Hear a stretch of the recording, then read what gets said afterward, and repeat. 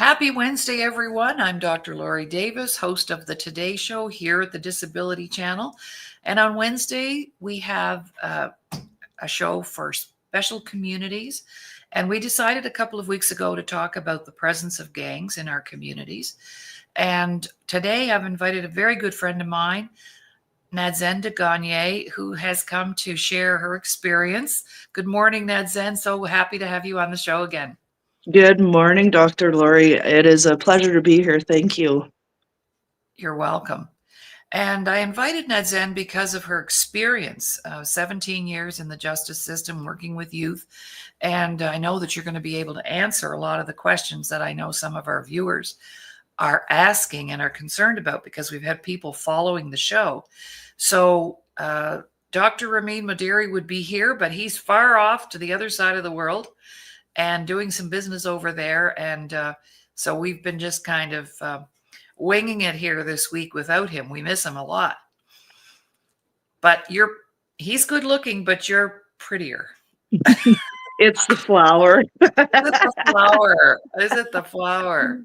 Thank you. So, yeah. So why don't we just start off by sharing with our audience your role that you had for 17 years as a youth worker. What kinds of things did you do? And then we'll go from there. Sounds good. So I became a youth care worker 17 years ago. A lot of my jobs, I really enjoyed the justice aspect. So I ended up becoming a victim offender mediator. I went and took some training for that, and I worked with adults coming in and out of the court system with their first-time charges. We put them through educational workshops, and by the time they were done, we would ask the Crown and the courts to withdraw their charges. So it was kind of like a second chance, if you will. Oh, nice. Yeah. Then I ended up working in group homes. Those were pretty tough for me to wrap my mind around. It was always a dream that I had my own, but it hasn't happened yet, but there's still time. And then a lot of it, I became an Aboriginal court worker. So I would go and speak with the new arrests, whether they were youth or whether they were adults, and bring it towards the judge and the Crown and decide what the sentence was going to be like, and kind of explain the client's situations and where they were at to make sure that we were meeting their needs and not setting them up to fail. Mm-hmm. Then I had a wonderful opportunity to work a pilot program for New Horizons, and this was working with youth specifically in and out of the justice system. So in the beginning, we worked for pre-charges, so with them getting their charges, and we realized that a lot of our youth were falling through the cracks after they were charged. So following the conditions, whether there was a curfew, going to school, attending programming, going to counselors, whatever it was that we'd set them up with. And then when that pilot program ended, it was only 3 years, I decided to work for an organization called Straight Up. And this is where a lot of my passion lies. So I grew up in a pretty good household. My father was very strict. We weren't allowed at the mall if we didn't have money in our pocket. We weren't allowed out at a certain time. He had to know the who, what, when, where, whys. And good on him, because if he didn't, I know that I would have gotten in more trouble. I still made some life decisions, and that's why I became the youth care worker. So a big part of mine was understanding the mentality of gangs, why they exist, and what was going on. So I threw myself in the streets. My buddy Owen always says he has a PhD in the streets. You don't get taught that in school, and he's not wrong. So for me to have that credibility, I threw myself in there. I was an outreach worker for about 7 of those 17 years, and putting myself out there with the people. I had addiction issues as well, and that's how it started. When I was younger in high school, I'd be taking off at lunch and going to get high. And I'm sitting here in this house, and I'm seeing all these different people, and I'm seeing different colored rags, and just kind of sitting there. And finally, I think it was after 4 times that I went to hang out, the heavy, which is usually the top dog in the gang, looked at me and said, "Look, you got a choice to make. You either join or you peace out." And I was like, "All right, I'm peacing out." So I left. Right. So let me ask you this. In your experience, let's go right back to, because we talked about this last week, but Dr. Ramin and I are on the outside looking in. So it's not that we've had the experience. We've been in the communities, and they're there, and we know that. And we have gangs here, and we had a little gang in my rural community where I lived before I moved here. And so, in your experience working with youth, what does the profile look like of a kid who would be, let's say, intentionally recruited? Who do they look for? They look for the ones that are most vulnerable for sure. So Okay. a lot of youth that, with my experience, I had a youth whose mom took off on him. He ended up getting released. He went home, and the mom took off, packed up everything, and pretty well left him. So a big part of it is that sense of belonging. I find that in high school, we're really trying to figure out who we are as a person. Elementary, you start and you're learning certain things, and closer to the end of elementary, okay, and then high school, it's like you're trying to find that place. And that's where I kind of got in the trouble, right? That's where I chose my life situations. So a Mm-hmm. lot of times, at the end of the day, we just want to be loved and appreciated. So these youth are seeking it in the wrong places, not understanding that there's a lot of dysfunction in what they're growing up in. So they don't know any better. They don't have the parent to say, hey, look, these choices and decisions that you're making are probably not the right ones, and this is going to be the outcome. But when their parents are the ones that are the addicts as well and struggling with their life situations and the trauma and everything they've been through. So yeah, you guys have talked, I think it was the first or second one, how a youth can be brought in with just a bag of chips Mm-hmm. because they don't have food at home. So yeah, I'll take a bag of chips, and then they sit down and all of a sudden weed's being passed around and a couple drinks and they think, oh my God, a thrill, right? Like this is Right. awesome. I could be 12, 13, and I could be smoking and I could be, so then they get hooked into that. Now with youth in the Criminal Justice Act, they can only be charged at the age of 12, but don't think for 1 second that there isn't 9 or 10-year-olds rolling with these crews. Oh, wow. Oh yeah, like it's young. It's young. Mm-hmm. And a lot of times too, it's you're born into it. So it's almost that Okay. sense of family. A lot of them, what I've learned is that it's families, it's brothers and sisters, it's cousins, it's aunties, it's uncles, it's dads, it's moms. It's a lot of it is homegrown, if you will. Oh, wow. Now, I So didn't you, think about that. That's one yeah, thing I didn't think about. yeah, a lot of it. Wow. Yeah, and it's sad. I even had a time where I approached a home to pick up a youth, and there were 3 guys sitting out front, and the guy gets up right in my face, nose to nose, and he says, "What the beep are you doing here?" And I said, "Look, man, my issue doesn't lie with you. This person was put in this program. She chose to participate, and I'm here to pick her up."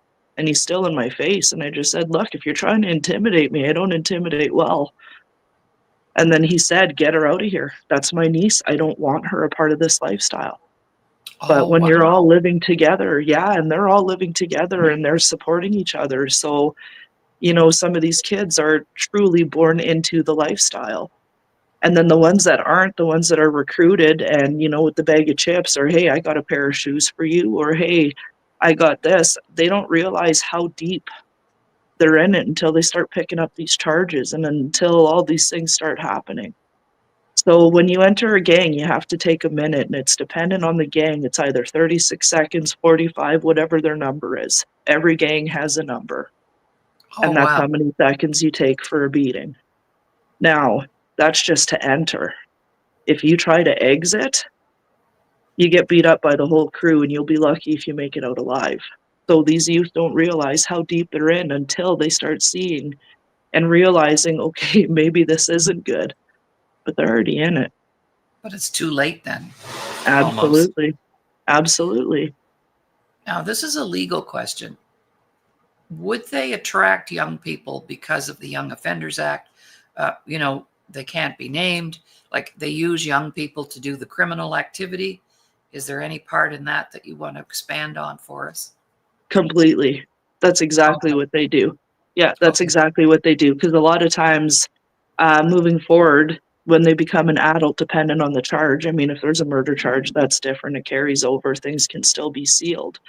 But they can't use your youth criminal, um, like, they Record. can't use that against you. Yeah, they can't use that Okay. record against you because that was the youth. Now they're an adult. Things are completely different at that time.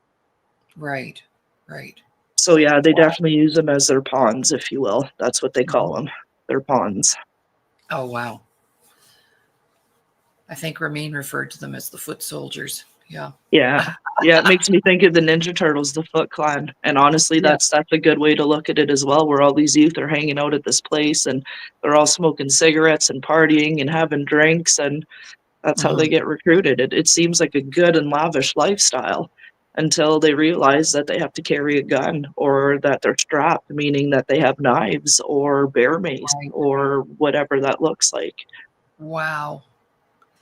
So, what is it that, and I just want to go here for a minute. How many of your youth were, okay, I have to just word this properly, products of the foster care system, the Mhm. welfare system? Would they be more prone to being recruited, let's say, than the average kid out there? Absolutely. I would say yes, because they Okay. don't have the proper support.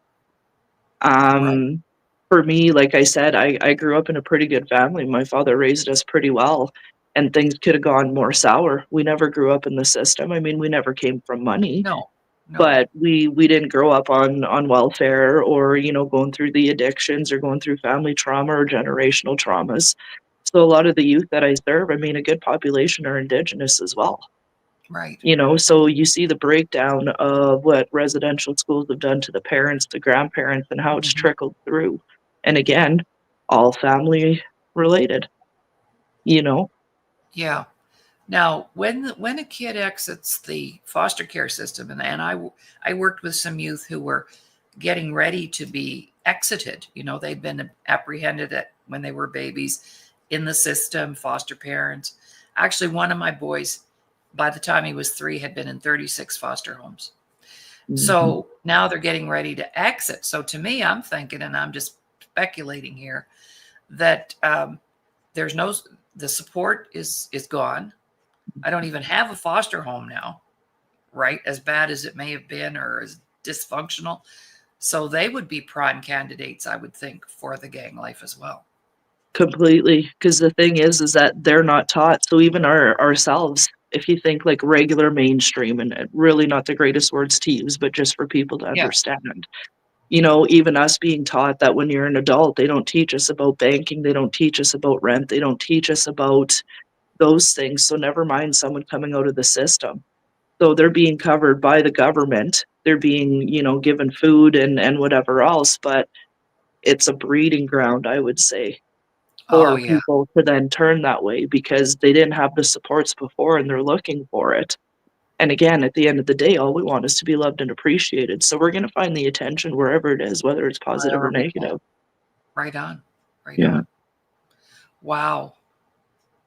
Yeah. So a day in the life of a gang member could include what kind of activities would we be asked to do? What would be our job description if you were to So generalize in the beginning, usually, you're the guppy, so you're the pawn. So you're the one out there doing the drug deals. You're the one out there breaking into cars and taking whatever it is of value in order to sell it on the street. So everything and anything comes in hot. Even with straight up, they have certain rules and regulations. So it's a member driven organization, which I think is a beautiful thing. So these are active and ex gang members that have been through the system. And they're pretty well there trying to empower each other to move forward because it's not a lot of things that people understand unless you're in it or around it, right? Um, Promiscuity is definitely something. I mean, people being with multiple partners. So there's one in there where it says to be a faithful partner. Another one is how to be a productive parent. So when they made the building blocks for straight up, it was the members that came to Father Andre and said, "Look, we want out." And he said, "Okay, so how are we going to move forward?"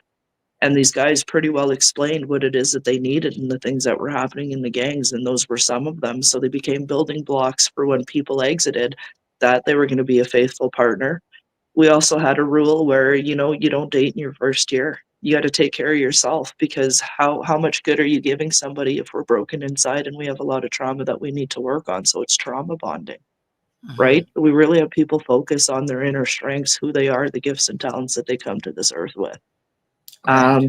Yeah, a lot of it is, they're drinking, they're getting high, they're going out, they're causing ruckus. Wintertime, things kind of slow down a bit because it's cold. but Mhm. still, they're trying to find something that they can do. Introducing Veteran House Alliance International Monthly 50/50 Raffle. Purchase your ticket today, link on display, and have a chance to win cash and help a great platform supporting veterans. And yeah, it's really sad to sit here and think that we have 9 and 10-year-olds walking around with guns and knives, because when they're put on the spot, a lot of times it's for intimidation, right? And they have Yes. rules as well, like, you don't go after the elderly, you don't go after women with kids. So in a way, it's gonna sound weird how I say it, but they have a code of ethics. They have Yes. things that they honor and respect, and things that are allowed to happen and things that aren't. And I find it interesting that they won't go after women with kids and that they won't go after the elderly, but they don't mind hurting everybody else. You know, so Right. you think of the mentality and you think about it, and yeah, they do have a code of ethics. Some of it is honorable, some of it you're like, okay, that makes sense. But then you sit there on the other side and say, wow, like, Yeah. how do Yeah. we support you moving forward? Well, we actually talked about that because Ramin had done his whole thing was about the system itself. He did a lot of research on how they are organized Mm-hmm. and the rules, and it's very clean and clear Yeah. what the rules are. And wouldn't it be wonderful if other agencies, organizations, businesses ran their organization the same way? So there's positive things in there that Yes. actually are functional. Yes.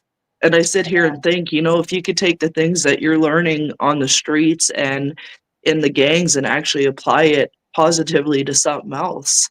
I mean, Yes, man, the businessmen that you would have, the people selling vehicles, yes, the people building houses, and like there's yeah, strengths in there. So it's how do oh we yeah, switch it to that opposite side and show them the gifts and talents that they exactly, have and to use it in a positive way? But again, they never had that, right, you know? So they don't see yeah, that. It's that lack of value and lack of self. yes.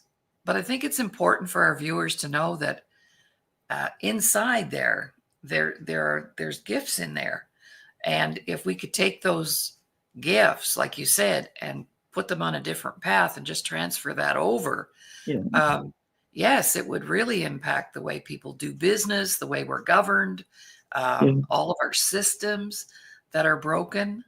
That's And some of amazing. my youth, like, they were so polite. I remember this one kid, I'm hanging out with him first day, and we're having conversation, and for me, it was huge. I was teaching them the basics, please and thank yous. So, you know, a youth would be like, "Give me a cigarette," and I'm like, "Excuse me?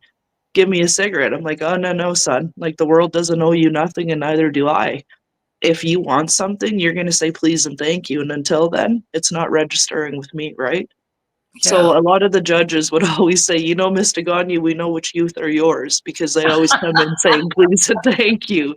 You know, so I'm sitting with this big gang member and, you know, he's younger, but he's higher in the ranks with the things that he's done, and we're going for a drive, and I have a coffee. We go get a coffee, and we're driving, we're having conversation, and please and thank yous with him, and I said, "You know, for a big, you know, gang member," I said, "you're pretty polite." And he's like, "Yeah, thanks." And we just sat there and laughed. It was like, buddy, do you not understand like the Yeah. good gift that you have, that you're kind, that you're actually generous, and these are things that I like to pull out of them, you know?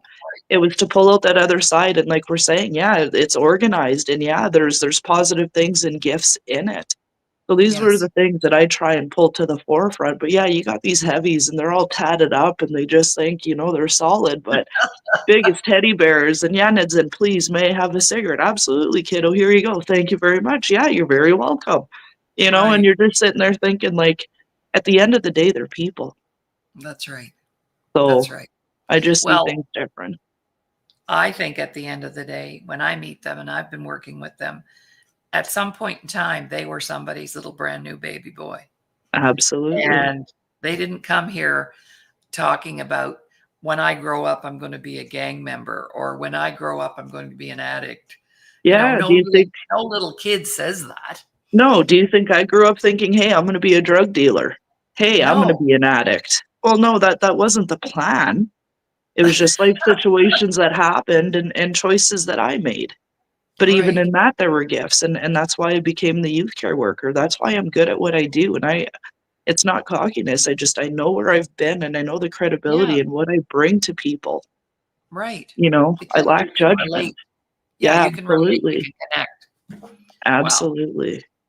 Yeah. So, what do you think are um, the pieces that? What happens when in their head or in their heart, when somebody makes that decision? I want to get out. What do you think has clicked, for lack of a better word, when they wake up and they go, I need to get out of here? What do you think that is? Well, I know there's a lot of fear, and fear is the one thing that holds them back from leaving. Because, like I said, that beating that they take out, that's the main concern, whether they're going to make it out alive. Okay. And yeah, so that's a big one.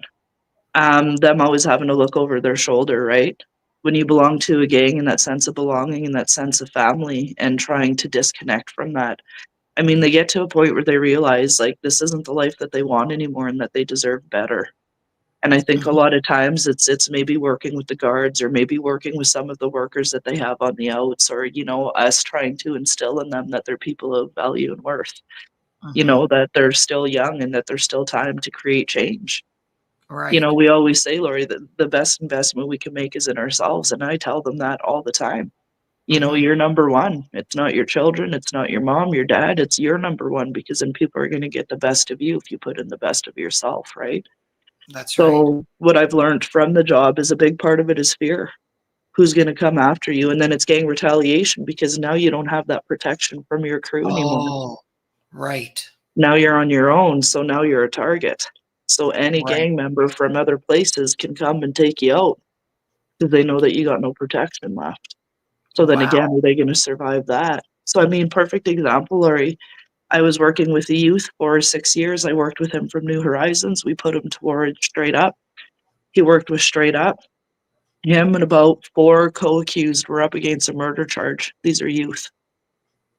And I remember sitting with him the one day, again, taking him for a coffee.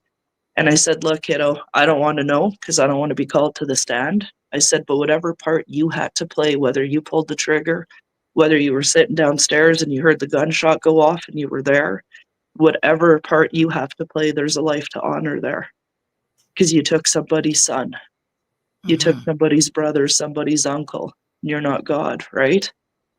So he went through a lot of programming. This young man jumped through so many hoops. He started investing in himself. He called me and say, Nads, I need to laugh. I'm like, why are you calling me? And then we'd giggle, or he'd call me crying saying, hey, I'm struggling. I'm going through this. How can I support you moving forward? So anyway, talking about gang retaliation, because a murder was had and there were 4 co-accused, my youth finally got released at the age of 20, I do believe. And not even a week later, he was shot up by the opposite gang and he was murdered. Mhm. So that was a 14-year-old that took a 20-year-old's life. And I sit here and think, oh my God, like that's a kid. Yeah. Yeah. And that's what made me kind of leave the field. I kind of got burnt out there for a bit. Yeah. There's only so much that we can do. There's almost only so much you can do to help out and to show them. But I mean, my youth died knowing that he was loved and that Yeah. he had value and worth. Yeah. So just to kind of paint that picture of like the ages, 14-year-old murdered my 20-year-old. Wow. Those are the kids walking around with guns and knives. So I sit here and I think the minute that they feel that they have to use it, otherwise, they get the downfall from the higher ups. So you, Right. you take this guy out, or we're taking you out, or we're going after your family. Right. What Wow. 14-year-old wouldn't, you know what I mean? So you sit there Oh and try yeah. and understand that Oh yeah. mentality and the position that they're put in and the fear again. A lot of it Well, is fear instilled. yeah. And the thing is, when you're 9 or 10 or 12 or 14, you haven't been here long enough to emotionally even be able to discern things or to make Mhm. good decisions, or it's all very random and instinctive. Yeah. Wow. And some of them think it's cool. You know, Oh some yeah, of them think it's I cool know. that they have a knife or that they have this or that they can do Yeah. this, and Hmm. those are the Hmm. ones I just wanna hug and tell them I love them, and, you know? Yeah, Yeah. exactly. So you were involved yourself. Do you want to share a little bit about that? You weren't in a gang exactly, but they scouted you out, I think. Yeah, so as I mentioned earlier, during the lunchtime, I was hanging out with a friend, and we ended up going to this house, and I see people smoking, and people are smoking weed and having drinks, and I'm thinking, "Oh, this is kinda cool," you know? I mean, I never really saw it much growing up. My parents were pretty strict and whatever else, and so I was like, "Okay," you know, second day, I'm sitting there too, and now I'm meeting more people, and now you're starting to see a couple knives or whatever, and I'm thinking, "Oh, alright." And I think it was, like, the 3rd or the 4th time, like I said, the heavy looked at me and said, "Alright, like, you're either in and you sign up or you need to peace out." So he gave me an option, and I was like, "Yeah, okay, check you later. I don't want to be part of this." But even another part too, like, when I was out in Alberta and I started using drugs and dealing them, I remember going for my last pickup, and that's when I saw the person all vested up. That was when they put the vest on, and I realized, "Okay, I'm dealing for HA here. This is not good." And I was 18 or 19 at the time, and that's when I decided I was gonna go home.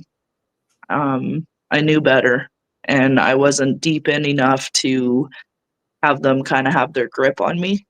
You Hmm. know, something popped in, and my parents raised me right from wrong, and I had some pretty good examples growing up, so something just hit me, and it was like, "Nadzin, this isn't the life that you want. Like, what are you doing? Give your head a shake." Right. So I remember going home and getting myself sober. I didn't go to detox or treatment. Back then, there wasn't a lot of help, not a lot of people able to help you out. And it's only nowadays that, you know, detox centers are learning that it has everything to do with our lack of value and worth. And that's where the trauma comes from, that the addiction is a symptom to our Hmm. trauma. They're just Yes. learning that. Yes. So, as I mentioned too, I wanted to be a surgeon when I was younger, but then life situations happened and choices that I made. And that's why I became the youth care worker, is because I had credibility in some places, but also because there was nobody there to help me move forward or to help me get sober, to help me get clean. I did it all on my own. I worked hard and I just knew it wasn't the path I wanted. So that's what made me go to school and get my youth care worker diploma. Hmm. I had the credibility, and that's where I wanted to go, and that's where I wanted to learn, Yes. and I threw But see, myself in. yeah, and you see, the difference is you had a foundation to work from. And Yeah, so a lot of times kids can get off the rails, go down the wrong path. But if they've got that foundation that you had, mom, dad, family, upbringing, they have something to compare it to. So mhm, just imagine that the gang life looks better to me than what I left. yeah, See, that's what I'm thinking. You had that. You were able to go back and go, wait a minute here. I was brought up better than that. And yeah, but if you don't have that, the gang life could look pretty inviting, even beyond the absolutely. level that you were in, right? Yeah, Because it's better than that foster care home where they were sexually abusing me every night, yeah, or it's better than living on the streets, or it's better than.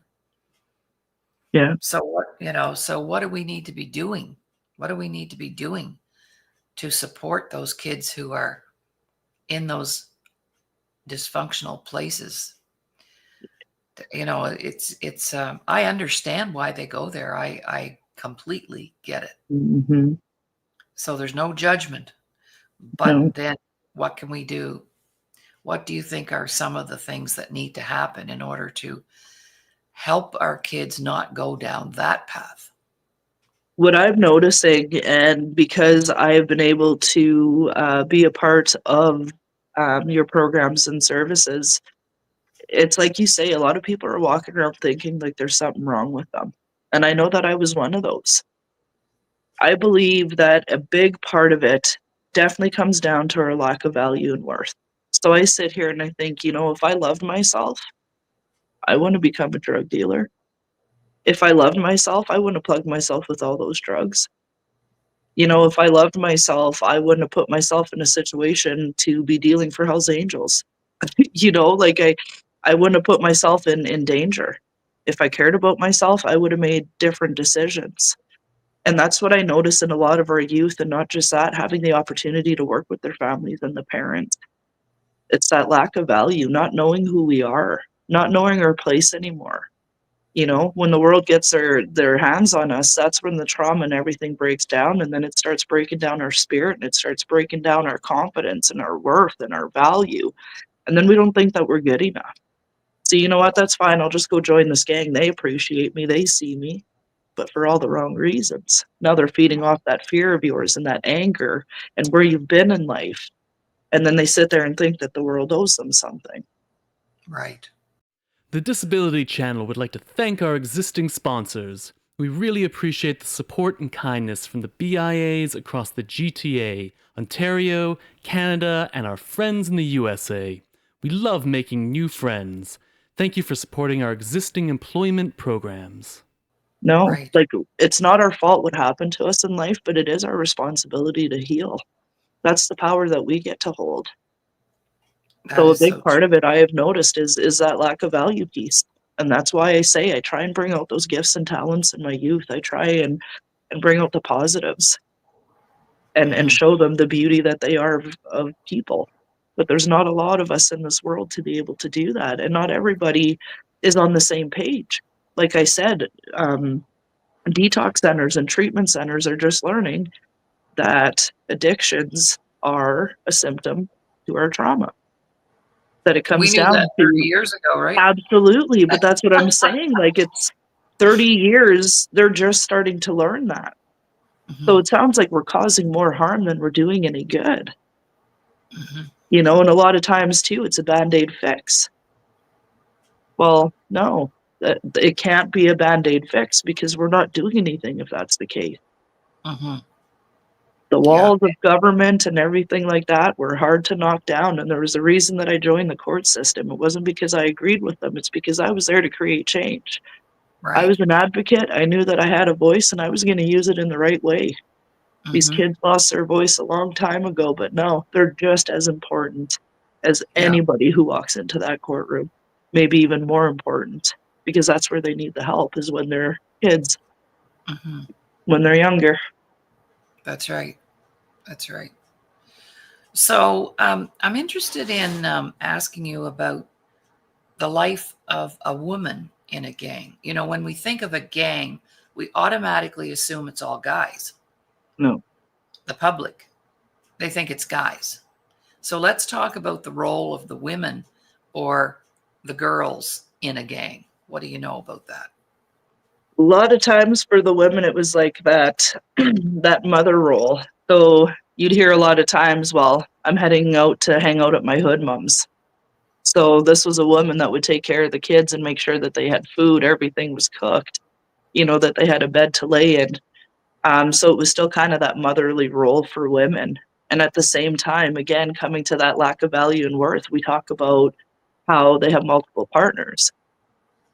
So, I mean, you have a woman who has a kid with 5 different gang members, you know, or even the guys going out and being with all these other women. So a lot of it was just the abuse and the ownership and, like, how you were kind of a puppet. Again, how they had their talons dug in enough for you to be able to do these things, and us women having the fear of leaving too because us as well would go missing. You know, Right. there was still Right. a thrill for women being out on the streets and being accepted and being seen. I mean, us women were more emotional beings. I mean, men are as well, but we're a little more emotional. So if we grew up in dysfunction and we grew up with abuse and we grew up with, well, that's all we know. So this man loves me if he's hitting me. This man loves me if, you know. Mm-hmm. So yeah, it's not just men. You'd be surprised to how many women are actually in gangs. I mean, you have the certain ones in Saskatoon, IP. A lot of it is women run. And then you got the queens, you got the kings. So your queens are your female, your kings are your male. So some of them are pretty dominant in female roles. So it's still Wow. the same thing. Right. It's just they're not seen they're not seen of value, but they are at the same time. So if someone was to mess with a gang member's girlfriend, he'd throw down. Mhm. That's where he'd stand up for his queen, if you will. But other Okay. than that, they don't treat them that well either, right? That's Yeah. their punching bag. That's their Yeah, it's okay for me to hit her, but you're not allowed to hit her. exactly. Exactly. Right. So they'd stand up for them to a point. So then being that woman and thinking, oh, okay, well, he stood up for me. He loves me. And again, keeping the talons in and saying, yeah, you're mine, you know? Wow. So, and then Wow. also having that dysfunction of a man and a woman being together, and they've both been through so much trauma that they don't know how to treat each other, how to speak to each other. They're just doing what they know. So the Mhm. man thinks that the hitting and everything is okay, and the woman's taking it because that's what she was raised being. Wow. Yeah, it's a lot of dysfunction. It's really sad. And I don't know how many women I've had to empower, how many moms I have sat with and had them cry about what they've been through. And, you know, they want the best for their kids, but then the dads are holding on to the sons and they're making them do these things. And there's only so much that women can do in speaking up, or again, they get the beating, right? Yes. So it's a power and control type Yes. thing. Right. Yeah. Wow. Wow. Wow. Because there's an exciting factor to it. There's a thrill. And that's kind of what got me being around it, right? Because they weren't things that I saw growing up. The drugs, the money, the guns. I mean, yeah, my dad was a hunter, but it's not with a Right. 9mm. You know what I Right. mean? That's with the Right. 22 or with the 30-30 or Mhm. so I mean, seeing things differently that way. And then understanding the mentality and seeing how they're going out there. There's an excitement and thrill to it, whether you're male or female. But like you Yeah. say, I had those foundation, I had those building blocks to realize, no, then this isn't the life that you want. Like, walk away and do better. But not Right. everybody has that. Right. Exactly. So, in the mix of all that, we've got drugs, we have crime, we have abuse. These are the downsides of being in that gang. There's just so much going on at so many different levels that it would be really hard to get out. Yeah. Yeah. A lot of our members still look over their shoulders.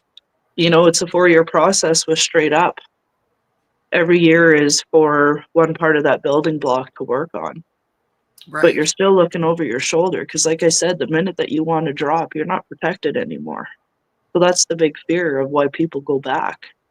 I had a guy actually, he was one of my practicum students, and he came from the gang life, and, you know, he's telling me his credibility and stuff, and I said, "Wow, like, you're gonna be phenomenal at this job because you've been there, done that, you're gonna be able to connect with these youth." So he became a youth care worker. I think he worked a couple jobs, and he was part of the lifestyle for quite a while, and he ended up getting cancer. He had 7 kids to feed. Yeah, and so because of the situation and where he had been, he went back to the lifestyle because he knew he was gonna be taken care of and provided there. So it's just interesting that, you know, he comes out, he goes to school, becomes a youth care worker, has the credibility, but then he's put in a certain situation where he feels like he has to go back because loyalty from his crew, and he knows that he's gonna be taken care of in that aspect. So, yeah, Wow. it's hard for people to walk away because those are the people that had your back for years, that became part of your family, that became all that you knew. So it's different for people, even for people that come out of jail. It's like a whole new world. Oh, You know, you could yes. have been clean and sober for 12 years, but now you're out on the streets and you can still make that phone call. You still have your hookups, you know? You got your plugs and your custies. So your plugs are the ones that are dealing and your custies are your customers. So they know where to go if they need to, and the crews are waiting there for them if they want back. Wow. So yeah, even in jail, they understand the Oh, system so well. They oh, know yeah. the system better than I think some of the lawyers because they've Oh, been yeah. cheating it the whole time because that's what they're taught. You know, the mentality again for me just like blows my mind because it's like you could be amazing businessmen. You could be the greatest entrepreneur. You could like the way that they think and how they put and invest their time in those things. You just think, man, put it on the other side of the coin and you could be successful. So how is it that we get them there? Yes. You know, that's the big question. What can we Well, to do in order to transfer get those, them money? yeah, to transfer those wonderful skills, right? Yeah,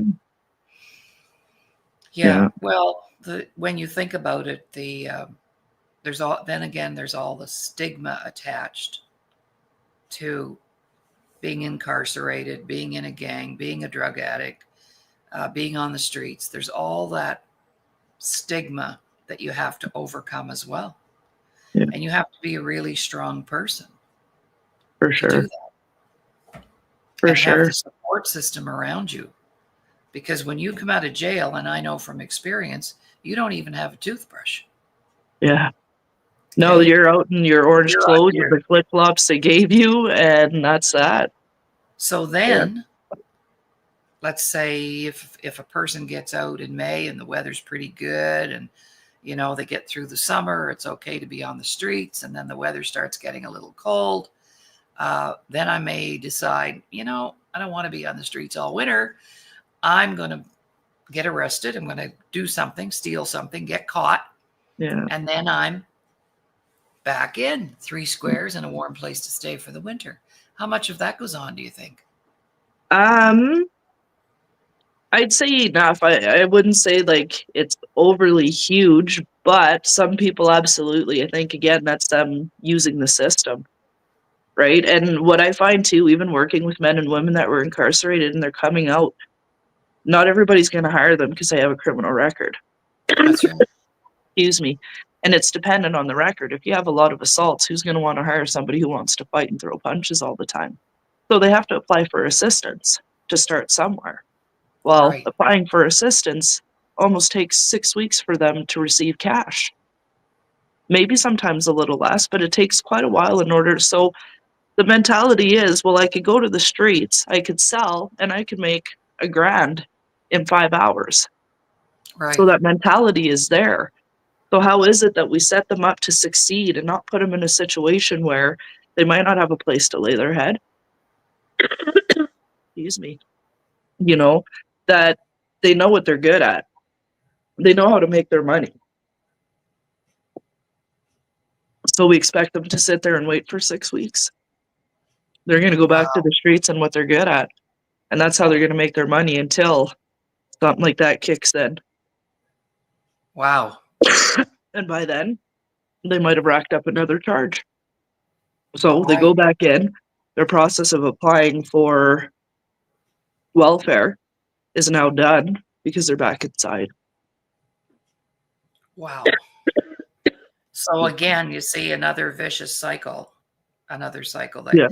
and once you're on those hamster wheels, it's really hard to jump off with no safety nets, They don't right? set them up to succeed, they set them up to fail. Right. You wonder why they Well, give up and why they go to these types of lifestyles. If nobody gives a crap, then why am I? yeah, because it's a business, right? The whole prison thing, that's a business. Mm-hmm. And everything is a business. It always comes down to the money. So, Mm-hmm. yeah. What are your thoughts or feelings on and I guess maybe this is kind of the same question and only different. But my first husband was in a mental institution for 2.5 years. Like it looked like a jail, but it wasn't very long that he was in there that he became what I called institutionalized. He didn't want to come out, and he even had you can even acquire an institutional shuffle in the way that you walk. You don't lift your feet, and I know that as humans, we're very programmable. So it would be easy to become institutionalized and not want to come out. He didn't want to come out. Yeah. It's not just in jail either. It's being part of that gang, being in Yeah, that being all that you know. So when I mentioned that people are born and raised in it, that's all they know. So going in and right, out, that's nothing to them. That's been their right, lifestyle. I mean, Dustin, who is supposed to join us today, that's someone who's institutionalized. Been right, in and out his whole life. He understands how it goes when he gets arrested. Okay, I'm going in for this. Trial's going to come up here. They have nothing. They'll withdraw the charges. Like they just know the ins and outs. They know everything. Wow. And even some of the mentality and the thoughts and patterns that he has, although he's done a lot of amazing work and he's done a lot of programs and workshops, I think it takes a lot to deprogram. We welcome you to advertise and promote your goods and services, and or brand your logo to 34 million subscribers on Canada Talks 167. Your investment will go towards our employment programs in the media industry for persons with disabilities and veterans. The life that he's been through and the amount of years that he's been in it. Yeah. You And we'll know, try with to our have him youth. on. Yeah, we'll try to Yeah, have him on another day. yeah. But there's the other thing. When you're struggling to get some kind of life back, there are so many distractions. You can't make a commitment. You can't make an Mhm. appointment. It's really those things that come naturally to us or we take for granted. Those things become very, very huge, right? Well, and I it's not mean, that they don't want to do better, and it's not that they no, don't want to change, and it's not that they don't have that proper mind frame to come out, and to create that change. It's just they're being blocked by so many walls, and that's why I say, like, they're set up to fail. right. I even worked in a halfway house. So they would come out, have certain sentences to finish, getting to be on CSO, so being in the community and finishing out their sentence that way. And even then, it was trying to find their place and, okay, I got to find a job. And then the PO comes to visit every Monday and they do a P test and they, have to go to programming, NA, AA, whatever that looks like. There's only so many things that can keep them straight. But when they struggle and when they go through things, we're going to go back to the things that we know and the mentality that we had. So that's the way that they're going to react because they're not taught any different. And it's Oh, easier. absolutely. Not to mention, and I put this out here to our viewers, not to mention the paperwork that is required to apply for things or to get the help in the first place. Yeah. Some people, that is overwhelming. Maybe they don't have access to the internet. There's all kinds of things Mhm. that we have every day to work with that they do not. Yeah. Like even when guys come out, sometimes we have to get them their birth certificates, or we have to get them a health card, or we have to get them IDs, but you can't get one without the other. You need Right. to have an ID in order to get this, and if you don't have this, then you need this. And you're right, the amount of paperwork, and then on top of that, we're trying to find them housing, so the amount of housing applications you're putting out, it's not just a one-page. I mean, yeah, you're going crazy throwing out all these referrals, whether we're putting them in detox or treatment, whether we're trying to find assisted living for them, whether we're trying to find whatever programs and services, connecting them to mental health services. The wait list is almost 6 months to a year. It's so backed up. So again, it's not like their intentions aren't pure and that they don't want the help. It's just they come out to a system that's failed them. So then they say, F the system. Right. They're smarter and they're going to go back and they're going to do the things that we do. But then we're the first to blame them for getting back into trouble and making these decisions. And it's like, if we're not going to teach them better and to teach them to do better, how can you expect a different result? Exactly. It's literally they're going in and out and it's a vicious cycle. It's just a circle. And it's like, you know what? They're more comfortable allowing them to do that than putting the money where they should be putting it. And that's Yeah. another thing that burnt me out is they're not listening to the frontline workers. I'm the one out on the streets looking for my youth if I notice that they're up on a missing persons report. I know where their hideouts are. Why? Because I took time to Yeah. figure out my youth and to see where they hang out. You don't see the Absolutely. social workers doing that. You don't see the people in government going out and looking for the youth. No, No. that's on us. We're the ones that are there filling out the paperwork, seeing the backups, seeing the faults in the system, and you bring it forward. And why fix what isn't broken would be their kind of motto. And it's like, well, there's a lot broken here. Yeah. We're trying to tell you, like, Mhm. take it from us, we're trying to tell you. We have that Yes. credibility, we know what's going on here. But you see, we have to then go back to it's a business. Yeah. And every system is a business of some sort. Yeah. Outside the gang life, the gang is a business too, but we're in those gangs ourselves, maybe, but it's legitimate and it looks good, and um, everything has a price. Well, and you have to remember too, like, even with Hell's Angels, some of them are cops, some of them Yes, are lawyers, some of them are judges, some of them are accountants, some of them are extremely smart. And that's what they get trained to do, to be part of that business. that's So when a right. guy goes through, well, you have the cop who's able to help out, then you have the lawyer who's able to feed to the judge, and then the judge to make a ruling because he went to school for these guys to get That's them right. off the hook in certain things. So I don't think people really realize how deep it goes, Yes, yes. you know? Yeah, well, I have my own story around that because I uncovered a whole uh, mirage of high profile people who were satanically, ritually abusing others. And I know about that. And you know what? They did everything to take me out because I had information, right? So sometimes we know too much. So we have to Yeah. be careful because uh, people will come after you. Well, yeah, that's what my older brother said. He said, wow, because he was in our CMP. He said, Nadzin, you should be one of our informants. I was like, nope. I said, I'm good. You're good. All I'll stay right. on Well, this side.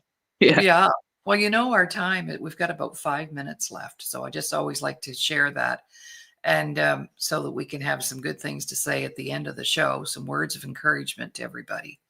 And I just want to express my gratitude to you, Nadzin, for taking time to come on the show and help us present credible information, because that's content's very important to me, as you know. And if you haven't been in something or involved in something, you might know about it, but you don't know it like you do. This part of your journey has been all around that. So I just appreciate your time and your talent, and you're just such a great guest. And anybody want to talk, you're the best, as far as that goes. Um, what are you doing right now, and how's that tying into your past career? Let's end with that because you're doing a lot of good work there. And by the way, I saw a big review the other day about the service that you provide in your place of employment. But tell us a little bit about why you're enjoying that so much. I still get to be around people. I know that the gifts and talents that Creator gave me was to connect with people. So I might not be doing youth care work, legally and technically, but I'm a server and a bartender, and I still get to connect with a lot of people being new to Drayton and getting to meet the country folk and having conversation and just really enjoying my true authentic self. Knowing who I am and what I'm bringing to the table. And yeah, the review just pretty well said, having that sense of humor, laughing with them, treating them with the utmost regard pretty well. I mean, not the exact words, but in a yeah, so I'm really enjoying what I'm doing. It's something completely different. I'm still serving people. Again, I know that that's my job, but I'm doing it in a different way. And it really is setting my heart on fire. I am loving it. I am loving the people. The people are loving me. That's a bonus. Um, yeah, and it's just been really exciting because I'm starting to put myself first here as well and realizing that what I want matters as well. So I'm Absolutely. still helping. I'm still going to be a youth care worker. I'm still going to walk with people. I'm still going to be there to support people. And I think people are realizing who I am and again what I'm bringing to the table. So it's amazing. Yeah, I've never felt Beautiful. so loved and appreciated, and I've never felt so at peace and so at home, if you will.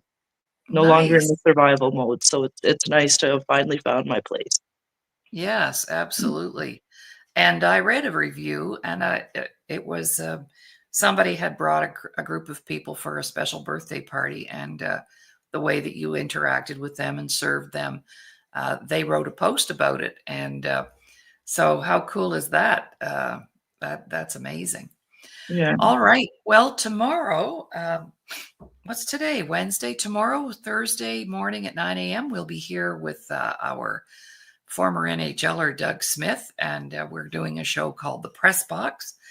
And our special guest will be Paula Onez, and she's going to bring us up to speed on how she's doing with her business in creating meditations for people. So that'll be a fun show tomorrow. So once again, thank you, Nadzin. You've been watching the Today Show here on the Disability Channel. We're streaming live on Laurie Davis' Facebook page, also presently streaming live on our 2 YouTube channels. You can find us there. And all we ask is that you go in and share the show. So if there's someone in your family right now, a young person, a youth who's struggling, maybe they've been invited to be in a gang, play the show. Say, come, listen to this. And that could salvage, even if it salvaged one youth, it would be worth it, right, Nadzin? Absolutely. So Absolutely. don't stop keeping the good information to yourself. And click on the share button, not the like button, okay? Because it takes just as much energy. I never could figure that out. And we're having a family gathering on Sunday, and I'll see you then, Nadzin. That'll be so much fun. Sounds good. Thank you so much. You bet.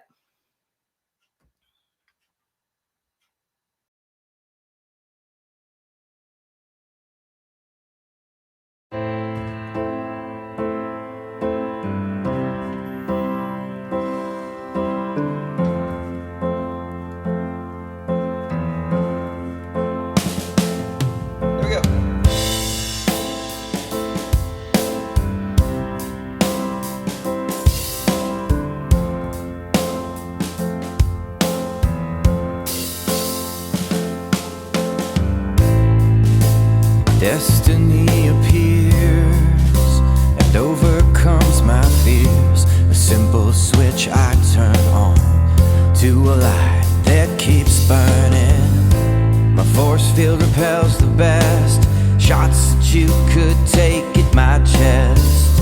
You'd think I'm jaded, that I'm mad till the lights are faded. But you're wrong, I've got grace. I'm perfectly happy to fall on my face, 'cause I know that I'm not wrong when I think that I can't take this shit. But I will still help you if I can. I'll save your life, though I had plans. I'll be that giant standing on the shoulders of man. Follow me around the room, and I will change your mood to see me in a different view as you follow me around the room. As I tell this story to you, as I tell my story to you, follow me around the room and stick to me like glue. Follow me around the room and I'll tell you the truth. If you just stay till I'm through. Sometimes my dark side appears, bringing up thoughts and fears of what I could do if I just let this creature out to you. My powers would rage and take control, and your sun that fills my soul would burn inside of me. So I say, I just can't deal with this today. But I will still help you if I can. I'll run so fast till I reach your hand. I'll be that giant standing on the shoulders of man. Follow me around the room and I will change your mood to see me in a different view while you follow me around the room. And I'll tell this story to you, and I'll tell my story to you. Follow me around the